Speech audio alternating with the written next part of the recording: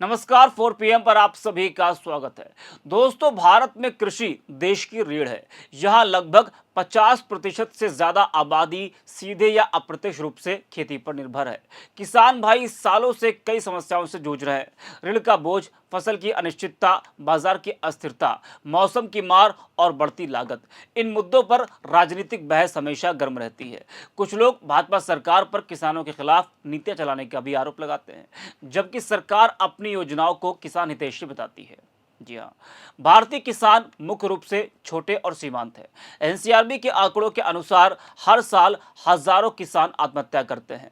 2022 में करीब 11,000 से ज्यादा कृषि क्षेत्र से जुड़े लोगों की मौत हुई। कारण अक्सर कर्ज, फसल खराब होना, कम दाम और कोई वैकल्पिक आय ना होना होता है।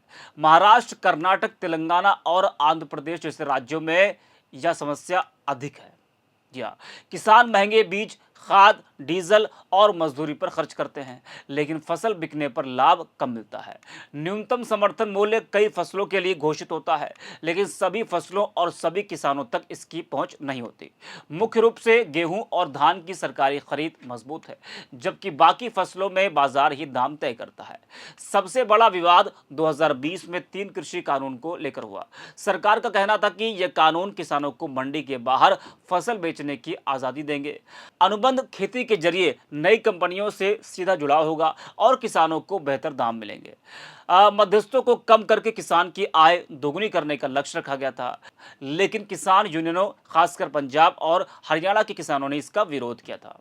उनका डर था कि एमएसपी की गारंटी खत्म हो जाएगी और बड़े कारोबारी किसानों को कमजोर करके दाम तय करेंगे।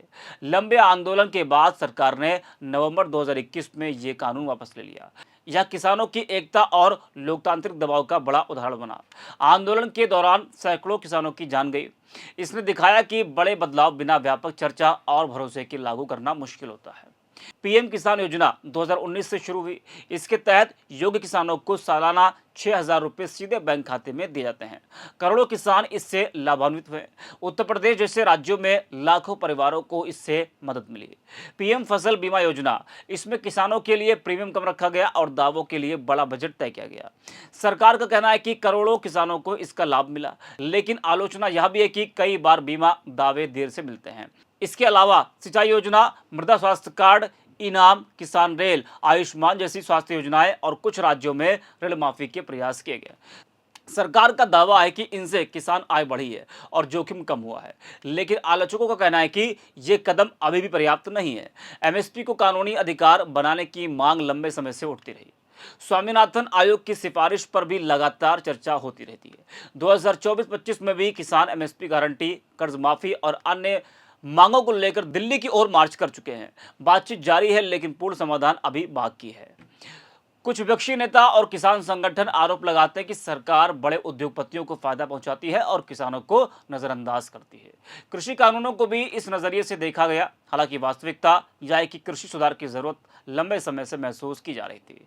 मंडी व्यवस्था में भ्रष्टाचार और बिचौलियों की समस्या रही है, लेकिन छोटे किसान के पास बाजार खोजने, अनुबंध निभाने या फिर कानूनी लड़ाई लड़ने की क्षमता सीमित होती है। इसलिए संतुलन जरूरी है। निजी निवेश भी आए और किसान संरक्षण भी बना रहे।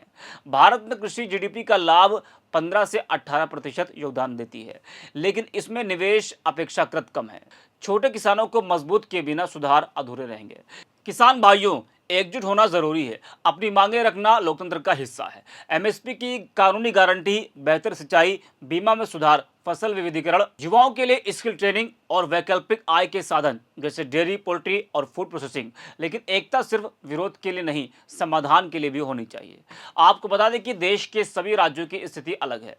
पंजाब और हरियाणा में एमएसपी आधारित खेती मजबूत है। बिहार और उत्तर प्रदेश में छोटी जोत की समस्या ज्यादा है, जबकि दक्षिण भारत में विविध फसलों की खेती होती है। इसलिए राष्ट्रीय नीति बनाते समय इन क्षेत्रीय अंतरों को ध्यान में रखना जरूरी है। एमएसपी को चरणबद्ध तरीके से अधिक फसलों पर लागू किया जा सकता है और निजी खरीद में भी पारदर्शिता बढ़ाई जा सकती है। सहकारी समितियों को मजबूत करना होगा ताकि छोटे किसान सामूहिक रूप से बाजार से जुड़ सकें। जल संरक्षण, जैविक खेती और क्लाइमेट स्मार्ट एग्रीकल्चर पर भी ध्यान देना जरूरी है। किसान एकजुट होकर अपनी आवाज जरूर उठाएं, लेकिन विकास का रास्ता सहयोग से निकलेगा। वही इस खबर पर आपकी राय क्या है, कमेंट करके बताइए। फिलहाल के लिए इस खबर में इतना ही। आप देखते रहिए 4 PM।